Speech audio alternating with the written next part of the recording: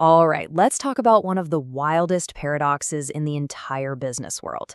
It's about Alphabet, Google's parent company, and their absolutely fascinating strategy of, well, intentionally lighting billions of dollars on fire.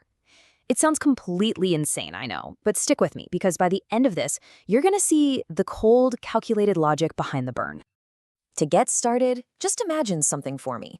What if you, personally, had an ATM that never ran out? A machine that just kept spitting out cash, more money than you could ever possibly figure out how to spend. Okay, you got that infinite ATM. Now, what if you decided to take a few $1 billion out of it each year and just burn it? Poof, gone. Sounds nuts, right? But that's pretty much exactly what Alphabet does. It's a huge puzzle that seems to defy all common sense, but believe me, there's a reason for it.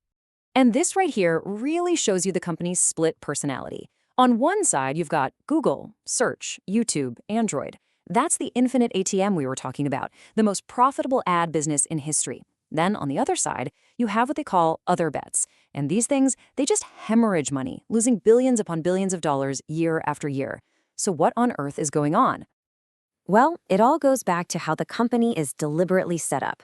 The best way to think about it is like a family. You've got the super responsible parent, and then you have the brilliant but kind of crazy uncle. First things first, let's be crystal clear where all that money comes from. The ATM, the engine, the whole shebang, it's Google's advertising business. A massive 80% of the revenue comes from there. In fact, it's so profitable that they had a problem most companies can only dream of, literally too much cash. Now, this whole family analogy, it's not just me making it up. Back in 2015, they actually restructured the company based on this idea. Google is the responsible parent. Its job is simple. Run the ad business, keep the lights on, and make sure that ATM keeps humming. Then there's other bets. That's the crazy uncle. His job, go into the garage, invent the future, and spend whatever it takes to do it. Self-driving cars, life extension, no ideas too wild. So let's pull back the curtain on what that crazy uncle is up to. You could call it a lab, but honestly, it's more like a casino. The Moonshot Casino.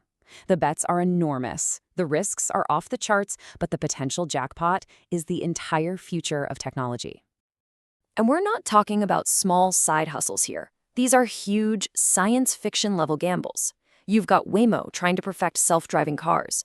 Verily is looking to revolutionize healthcare with data. Wing wants drones delivering your packages. I mean, these are the kinds of bets that could take a decade, maybe more, to pay out, if they ever pay out at all. But, and this is a really important but, in this casino, the house definitely doesn't always win. For every exciting project, there's a graveyard of failed ideas. Remember Loon, the internet beaming balloons, or Makani's energy kites? Absolutely brilliant concepts that soaked up a fortune and then just fizzled out. The risk of losing it all is incredibly real. Which brings us right to the core question in all of this. Why? Why on earth would you run the world's most expensive casino and science lab? The answer isn't about profit. It's about a deep existential fear that haunts every single successful tech company out there. And that fear has a name. It's called the innovator's dilemma. The history of technology is just littered with the bodies of giant companies that got too comfortable. Think about Kodak with film or Blockbuster with video rentals. They were making so much money from their main thing, they were terrified to change. And while they were protecting their cash cow, some little startup came along and made them totally irrelevant.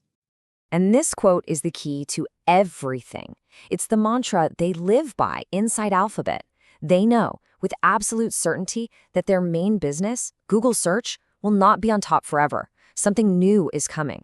And their whole gamble is that if they fund enough crazy ideas, they will be the ones to invent its replacement before some competitor does it for them. So, when you put all these pieces together, you have to look at those billions and losses in a totally different way. This isn't mismanagement, it's a calculated strategy for long-term survival. In the end, those billions of dollars that other bets loses every year, they aren't losses at all. They're an insurance premium. It is the annual price Alphabet is willing to pay to make damn sure it doesn't become the next Kodak or the next Blockbuster, just a footnote in a history book. They aren't burning money, they're buying a ticket to the future. Which, of course, leaves us with one final, fascinating question. Is this a brilliant strategy to lock down the next era of technology? Or is Alphabet just building the world's most expensive, most entertaining science fair, a lab full of amazing ideas that never actually creates the next Google? For that answer, I guess we'll all just have to wait and see.